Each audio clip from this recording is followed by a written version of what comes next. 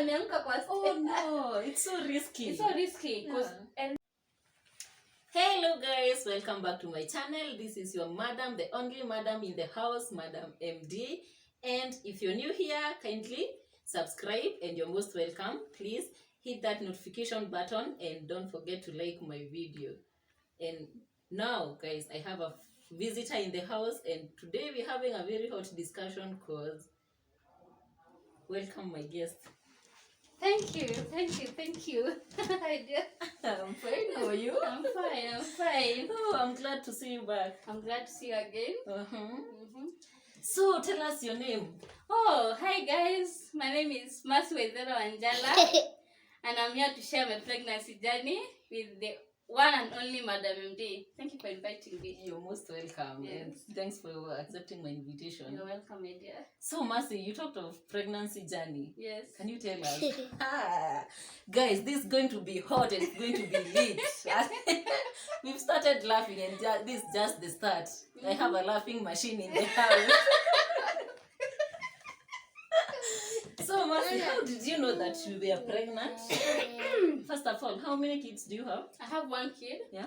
4 years. You have your Tinga. And thank God for him. We're going to know how this your Otinga came about. Yeah.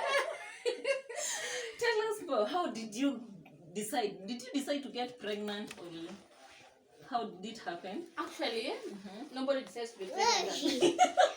20. Yeah. I was a third-year student at KU doing engineering. So during the end of my second year, I started dating now my husband, Francis. Francis is a very nice guy. I was comfortable around him because I saw myself settling with him. And therefore, in the process of this and that, which we all understand, I got pregnant. Surprisingly, I thought I was pregnant even before I got pregnant. It was around August. I was at home. And then my courses had delayed. So I tested my sister and said, hey, I think I'm pregnant. And have you tested? No. But I want to go back to Nairobi. Because my sister was uncomfortable. So I tested him and said, hey, Francis, I think I'm pregnant. Can I come? He sent me transport. So I came to Nairobi. The following day I tested and I found to be negative. But I could not go back home because I'm telling Mom, I'm coming to work, final and writing. So I had to stay, and in the process of staying, I got the real pregnancy you were waiting for. I got what I was looking for. But you must be very close and social with your sister. Yes. I think this is a rare decision that you can make, guys. If you're the sister. Who would you approach first to tell such a story? Let me know in the comment section. Wow. So now you're pregnant. I'm pregnant. I mean, the day I'm in school, everything is about to change. Tell us how it went on. Actually, when I told Francis about it, he was easy. Francis an easy kid. I think he had decided to settle after all. Hey Francis, are you okay? Hey, some of us out here. So for him it was easy. So before he got pregnant, I'm telling you, I'm pregnant. So when the test came positive, the second time was like, okay, you can move on with this. But on my case, it was difficult. Number one, I never wanted to defer. Because engineering was some outside school. Guys, she forgot to tell us she was an engineering student. I was an engineering student. So it was quite tough. I remember I texted one of my friends by the name Ronnie. Hey, can you please inquire for me when the special exams are done? His own first friend. I was pregnant. You already deferred the semester? I did not defer any semester. Okay. I just had to inquire about the special exams. In case in the party time that deliver, we're ready. Special exams are done when you miss the normal exams. And you have to give a very good reason. Luckily for me, I did not. I went the normal pregnancy. I completed my semester and I did well. Nilipata my A. Hey! I'm going back to school. It seems you can read really well when you're pregnant. Yes. What do you think? You have another mind. You have another mind inside. So now you've started the pregnancy journey. Yes. When did you start your clinics? Because I think when you're pregnant, you have to start your clinics as early as you can. I started my clinics when I was 5 months pregnant. What were you waiting for? Actually, that is the exact question the nurse asked me. It was a nightmare. I went there when I was 5 months pregnant. Yeah. Akaniuliza, mbona umekuja when you were 5 months? Were you waiting to abort? It was really bad. That's a very bad statement. And I'm so young. And akuuliza, are you a student? What does your husband do? Are you married or not? You know, those are questions that are really bad. Yeah, So, hey, at 5 months, hey, it was tough. The tests. I'm just saying. I started at 5 months and it was not a very good experience for me. The first clinic, I know. And did you have any challenges during your pregnancy? Because some of us have had morning sickness, some hatred. You don't like your husband. You don't like the friends you used to love most. The only thing that I experienced was vomiting when I was 3 months pregnant. Okay. Actually, that time it was after Francis' graduation, December, around 18th December. Yeah. So the following day, went to his aunt's place, Komarok. But I was traveling with his friend called Jonathan. Hey, mimi nikatapika. Actually, the previous day I could not eat anything. I was just eating fruits. Okay. So in the process of going there, tulipanda hizo gari za forward, nileka Komarok, kai mtoto wenyewe alitapika. Unatapika kwa gari? Kwa gari. Okay, nikashukuru Mungu at least ni matunda. So after tumeshuka, nika Francis, hey Francis, nikujie na leso. So cover umecheka kila mahali.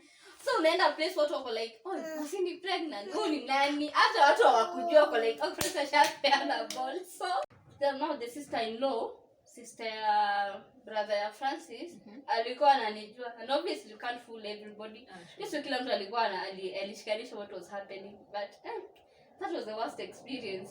Kutoka hapo nilienda nyumbani, sikuwa itapika, hata my mom never knew I was pregnant. Oh. So I was just at home peacefully, sina kutapika. It was my greatest ever. Parents, can you tell us how you broke the news to your parents? Now, for the 9 months I was pregnant, my parents never knew I was pregnant. What do you mean? Kila time walikuwa wananipigiaga like, hey, si ukuje home, there is this and this. The same I lost my great grandmother. Mercy, si ukuje nyumbani mazishi. Hapana mom, kuna writing inafanya. And then a friend to our family akakufa, si ukuje mazishi. I'm giving excuses. Now what happened, time nilikuwa naenda kudeliver and nilikuwa nimetoka actually let me nikwambie, before that, the previous night tulikuwa tunatoka Kawa West as usual kwenda kubai supper. Tunapenda kwenda kubai kuku. Tukuja kwa nyumba hapo tulikuwa tunaishi first floor, our friends walikuwa wanaishi second floor. So friends akaniacha, I was just cooking kuku vizuri, nimepika vitu kwa jiko, lazima ichemke vizuri. Friends akatoka akaenda hapa floor akina Jonathan. So mimi nikipika, his mom called. Hey, mimi nikachukua simu mbio. Kwenda proof na kande France vile unapigwa na madhi. Nyumba niko na chakula kwa moto. So I had to rush kurudi. In the process of rush kurudi kwa nyumba nikafall kwa stairs. Oh no. Hey, unajaribu kulia, haikuji. Unajaribu kuitana, the boy is not coming out. Like the ground floor there was a lady passing. Akasikia anaitana, akakuja mbio akamwambia, "Fanya hivi, just go to that house." No, nitie Francis. Francis kukuja amepanic. Oh no, it's so risky. It's so risky because I think that was on around 27th of June, 2 days before my delivery date. So tukaenda kwa nyumba, I think alitumia DP or something. After 1 hour mguu ikashoot. I was okay. Hata so you didn't get hurt anywhere else apart from the leg? It was just the leg. Okay. So the following day I woke up, friends alikuwa anaenda competition, the glasses. I did my job. I think I had 4 pages of online writing. Then I said, what am I going to do after this? So nikasema hata niende hospitali, after all niko na NHIF, I won't be losing anything. Kwa NHIF, akaniuliza umepigwa? Hapana, nilianguka. Go to the doctor. Doctor akaniuliza, are you pregnant? Yes. Please just go for a scan before we talk about anything else. So before that, I had never done any scan before, so I was excited. Oh wait, it's Yes. 9 months you've not done any I test. no, I did not. No So- scan, that's you could do agenda. I was just like, hey, it's guys. okay, ni pesa mingi. You mothers, hey, let me do. Did you do a scan, a gender scan? Because I think I was so anxious to You were do so the anxious? gender. Yeah, I could do scan like Me, I was anxious. every other month. Sky. Yeah. Me, I was never interested. I was like, hey, you want to spend 2,000? No. Kikuyus, munachoma. So, when I went for the scan, my interest was, hey, please tell me the gender of the baby. I'm interested. So, when they were doing the scan, I said, hey, madam, you don't have enough amniotic fluid. I think that's what they called it. So, from then, mine took a switch. Hata story ya gender imetoka, ni panic. Fanya hivi, go to Kiambu or St. John's, you go for CS delivery today. Hey! I'm like, wait, you're serious? I'm not ready to deliver. And you know your due date? My due date was the following day. Oh. But a pregnancy hakuna, there's no pain. Uko tu umeenda tu kuna tu kwa hospitali just for the sake. Yeah, just because I fell. The baby is safe. Now, the results of the scan did not even go back to the doctor who sent me. No. Nilitoka hapo hivyo, my phone even had a problem with the battery. Just went to St. John's. Remember, I was crying. Won't anything in belly. You're just walking for the sake. I went to St. John's. I sat there. I remember before leaving Kawenden to Kawenden, I didn't got the Lifeline group of hospitals. Just finally Kawambia, Francis, I've been told I should go for a CS delivery. Please come, St. John's. Tuone tunaendelea na hizo. Mimi nalia tu. So I was there. Do you have any pain? No. Why are you crying? Sina CS. Oh. Una imagine like you are That's 20, first delivery. I didn't want CS delivery. Like, and really it's true. My growing now, unasikia mama CS, not good. So I didn't want CS for my first child. Okay. So nilikuwa nimekaa hapo, and then a friend of mine called Siombua. She came. I think she came before Francis. Tuko tumekaa hapo na yeye. My phone is off. Kaka hivi nikajiambia, nikikufa hapa mamangu atanitoa wapi? Mamangu ajini niko pregnant. I'm told to go for CS delivery. I'm here. So I told her, please give me your phone. Can you, Mom, the reason I've not been coming home is because I've been pregnant. Now I'm supposed to go for CS delivery. Na nikikufa. This is the name of hospital. Couldn't have said just give the right.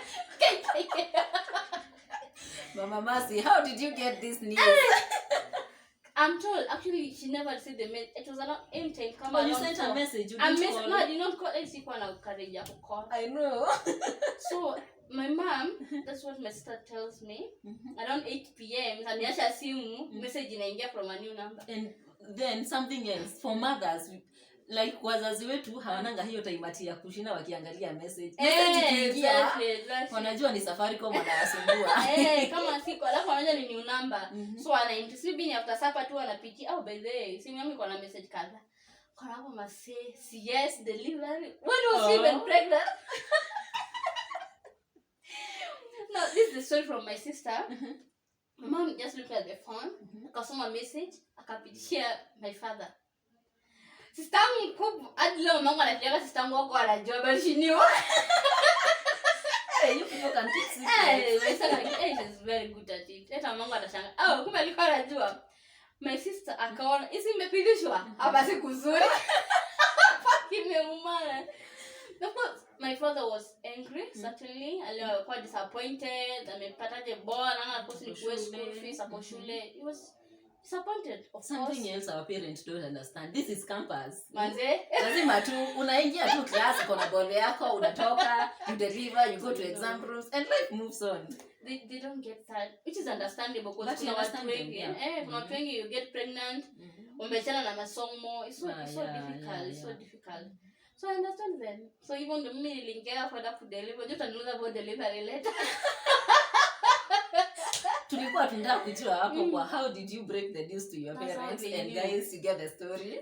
Let me know, after how long did you let your parents know that you're pregnant? Hey man, the Eve delivery. You tried, you really tried. 9 9 months you've been to You've been home, but your parents didn't. They didn't know. Pregnant. I didn't have a big nini. Tummy. Oh yeah. When I was home, I was 3 months pregnant. Sikuwa natapika or anything, so there's no way I can notice. Then after that, I came back to Nairobi and cancer excuses from January and June. What kind of story? Hey, I'm not well. I'm busy. I'm busy. Now do me pesa. Nice. You're telling your parents you're working, you're not going home, you're not sending money. But I was not asking them for money. Oh. I was surviving in campus. Hey, I nalipa rent. School fees hajaitishwa. Hey. You used to pay your school fees? I did. From around second year. With the online writing. Hey, I think they supported me the beginning of second year, but I was moving towards third year. Yeah, hapo. Nakuja kama unajua ku hustle. Na umesoma for 5 years. 5 years. Hey. 2 years, 2 good years, 3 years, almost 3 you've been paying your school fees. I know. Hey. Some of us were asking for transport, lunch, school fees, like everything, totally everything. But friends was very supportive. Yeah, that's the best thing. Hey, Francis, he's amazing. Who had such a supportive boyfriend in campus? Like, hey, you parents and when you're born, it's my responsibility, which is very nice, you know. Hey. I was lucky. Francis, can I get your number? It's nice. It's really nice. No, I was about to ask you about the gender, but you already explained that you did gender tests. No, you didn't go for the gender scan. But I knew I was going to get a boy. My lifestyle. Nilikuwa navaa vibaya. I used to wear terrible. Guy, kama matisha at ile time nilikuwa naambia story ya nini ya msalaba. Just sweatpants with a t-shirt. T-shirt zingine zilikuwa baggy until my friends were like, "Hey, Mercy, kwani uko na mimba?" Like jumper kia blue. My God. Hey, look back I'm like, guys, I didn't tell you this was my campus friend, but I didn't know she was pregnant ever. And she was not hiding, but the ball, no one could see it. Yeah, it was not visible. Hey, it was nice. It was a nice pregnancy, my dear. Some of us have been admiring for such kind of pregnancies, but what we get, hey, my friend. I did have cravings. I did not experience. You didn't have cravings? I just had normal life. And I used to work. My pregnancy, being having brought a very good sense of responsibility and hard work. There was a time France alikuwa nyumbani. He left me back in Nairobi. Hey, sema kuandika writing. You have a baby, you don't have a sustainable job. What you do? You work. I worked very hard. Shule. Copy na mimi nilikuwa na boss. You used to get A's. Hey. There was this winter thing solid mechanics. Watu washikanisha mlek. Mbona hamshikanishi? Mbona hamwelewi hizi vitu? What's your problem, you guys? Examples za nini za unit is a mfanya class. Watu bado wanasema ni ngumu. I was like, okay, is it that Happy will be so bright after maybe tumefunguka? Maybe. So, I think Happy will be smart. He will. I've already seen that in him. Guys, the baby is in playgroup. He knows how to read all right. Hey. He's nice. He speaks English. Hey. Yeah, sorry. Some of us have come to learn English when we're in campus. The power. Wow. That's so nice. So, how did you do your shopping? Because you said you didn't go for a gender test. And I know. You didn't have fantasized buying for those nice fancy dresses for a baby girl? Actually, I don't know what the problem with me. I've never been that excited about children. Even at that time, before pregnancy, I was not very good with children. So I could not tell you what would be needed for them. I just knew you need diapers and shawls and such. That's all. So what happened? Actually, Francis had a lot of knowledge about children than I did. So Jonathan is a friend to Francis. Tukasema twende Kamukunji shopping. Just Kamukunji shopping za Kamukunji, they give you everything. So tukaenda tukamwambia just tupatie kila kitu. Wow, you had good money. So you just unaletewa like what you will need. No, I'm asking, you went for one-time shopping? Yes, we did. How much did it cost you? I don't even remember. Hey, some of us shopped for like 10 times. Serious. I went for one time shopping. So they give you the wrong pants. Sana siku najuaga wrong pants. Kwa juaga naitwa apron. They give you shawls, baby blanket, even this baby bed. You know that one? Yeah. The kabasinet. That one. Yeah, it's a baby bed, by the way. Although it has a net. That's all. So we did that. Wakapatia kila kitu. So the other things that I let her go, it was after I delivered. My sister alikujaga na vitu hivi. So you had everything from the shop? I had everything from the shop. Actually, I didn't go for it, me. Some of us went to Gikomba. If you went to Gikomba, kindly, my fellow Gikomba guys. I was rich. I didn't know what to shop. I also didn't know, by the way, this thing is tricky. Especially if you're a first-time mom. You don't know what to buy. I kept on asking my friends, what am I supposed? Actually, the shopping that I was using to shop, niliandikiwa na a friend of mine. Yeah. Yeah, alinifuadia list yenye alikuwa anatumia kushop vitu za mtoto wake. Personally nilifanya kazi ya kubargain. Ati this one is 1500. No, should be 1000.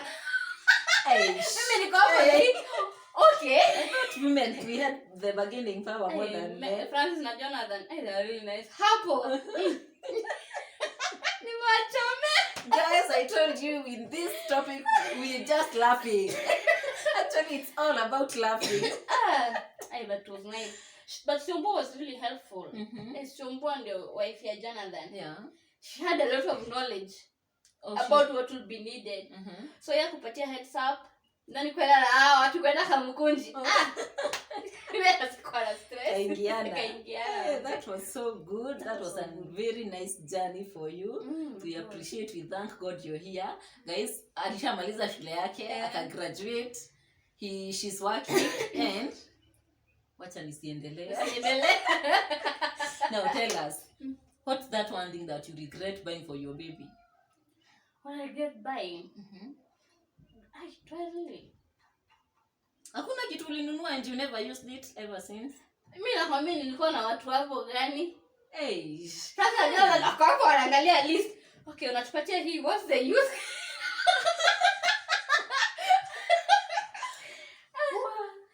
Maybe things that Helta bought, it having into that much, like that baby bed. Utakuwa anatumia sana. I also have one. It's not even. Who has that time? Like you guys, you're sleeping, you wake up in the middle of the night, you open the bed, the net like this, you change the baby, you maybe just during the day breastfeeding. But you know, Happy and I used to sleep together because it's easier to breastfeed. Yeah. Hapo tu namwachia nyonye. Una don't you sleep and the baby is just breastfeeding. Because the time I'm supposed to go to school at the end of the day. So anyway. And how was that life? Now let's talk about after pregnancy. Guys. So this is a student. She has a small kid and she needs to go to school and to take care of the baby at the same time. First of all, did you have a house help? I raised my kid learning for 1 month or two. From June to September. June, July, August, September. 3 months. 3 months. When I was 3 months. No, Franz was working Kakamega internship during that time. So aliniacha pia yangu na mtoto. But I got a house help. Now the house help, she didn't even stay for 2 weeks. Akasema, hey, mtoto analia mahali. We is expected, this is a small kid. I'm supposed to leave him niende shule. No, during that time we had this adjunct professor. They are Nigerian professors. They teach for 2 weeks, the whole unit. Now, during that period, wanafunza from 8 to evening, ama 8 to 12, if you are lucky. Continuously. So nikitoka I will be back later. So after the house help left, I could not miss this class. I'm not 2 weeks. The first week tunafanya cut 1, the second week cut 2. So I had to go to school. So I had a friend of mine called Karen. Karen alikuwa anaishi Kiwanja, sisi tulikuwa saidia Kamai. So kila siku nampelekea mtoto daily kupagana maziwa, maji, you know the me didn't used to do breast pump. Because I felt like in a settled mind which I didn't have. You are all over. You are a student, you are a mother, you are everything. And you didn't have any problem with the milk? the breast milk? No, if you've not breastfed the whole day and it's a bit no, it was not the whole day. I was lucky because nikimwachia like at 8, I'll go to school by 12. Around 12:01, I am back. So from then. So she's the one who really helped me for a very long time before I got the next house help. Hey, I had an issue with the house help. Wanakuachanishia at some point. That's a story for another day. I know. You have had dramas with your house helps. I don't have anything to do. May not be perfect, but guys, I know that this should be a topic on its own. But I understand them because you have a kid that's not yours. Ameshinda akilia. You're supposed to do the household duties. Yeah. That time the house was just a bit small, but still, hey, it's not easy. Tutashinda akilia. Hata mimi nitatoroka. And when you come back, you're also tired. You want to have time with your baby. Know. And you have a cat. Na msichana pia amechoka. You also need some You're rest. trying to help, but pia I understand. It's a challenge. I understand. I know. I've been there. So I understand. Actually, I understood her. Oh, okay. So now, guys, that is the end of our story of Mercy's story. It's an interesting one. We've so laughed. I know this is the first time we are laughing in this channel. But thank you, Mercy. You're welcome, my dear. You're welcome. So now the baby is 4 years. 4 years. Yeah. So I'll be inviting you next for a parenthood journey. Hey, I give them some tips. Yeah. Especially the young mothers. Can you please talk to the young mothers? We have young girls, who've gone through this, and some of us give up very easily. I know. If you're not pregnant, I can't tell you to abstain because I know it's not practical. I know it's not practical, but at least, and I'll tell you to pray. Of course, you pia mtona ni cliche, mumesikia kuambiwa. But please pray. One thing about pregnancy and parenting is easier when you have a good husband. Yeah. In my case, I survived because I had a good man by my side. Ningekuwa peke yangu ningestruggle. So try as much as possible. If you are dating a guy, please look at him. Mtu nikipata bole yake atanikimbia hivi nitakum. Ataniruka ama atakuwa na mimi. Because that's really critical part. Yeah, it's very critical. It's even more important than money. If you're pregnant and someone just rukas, you might get even into depression. It's very easily. Yeah. And also, please, pregnant is not the end. I never wanted to differ. Your dream is really important. Yeah. What happens after a mother? I'm an engineer. I need to continue with that. So, let me tell you something. I am planning to travel outside. Now, I was talking to Francis and Kamambia. Francis, I don't want to go for masters because take what I'm talking nyuma. Francis Kamambia, one day you will look at Harvey and you will say, he's the reason you never achieved your dreams. Oh, wow. And I say to myself, I know, they are so heavy. Yeah. And I look to myself and say, I don't want 3 years from now, I look at Harvey Nimone as the reason I failed. Yeah. No. Wanza kublame mtoto kama si wewe, ningekuwa. It's so bad. Kasema, Why not? So, you mean you're planning to travel? Is that what you're saying? Yes, I'm planning to travel. Yeah. Most probably in touch Harvey Nyuma. But he's a big man, as you say. Yeah, you can see. And as parents, it's our responsibility to ensure that our children have a better future. Yeah. If you don't work on yourselves, how will you give them a good future? And they are even the reason why we are working. Yes, exactly. No? So, Francis, and have ukimuuliza, daddy yako wapi yako? Then Dr. Daddy. Mama kwa nyumba. Happy amechoka kuona mamake from Monday to Sunday. Day and night ako tu na mamake kwa nyumba. Amechoka. Anaanza kuja mamake pia ni professional. Yeah. She has a profession, she has a career. It's really good for especially some years from now at one. Yeah, I'm glad my dad made that sacrifice, That is parenting. Yeah. We'll talk about that another time. You should. Guys, please tell us in the comment section, do you want that parenthood journey? Mercy series?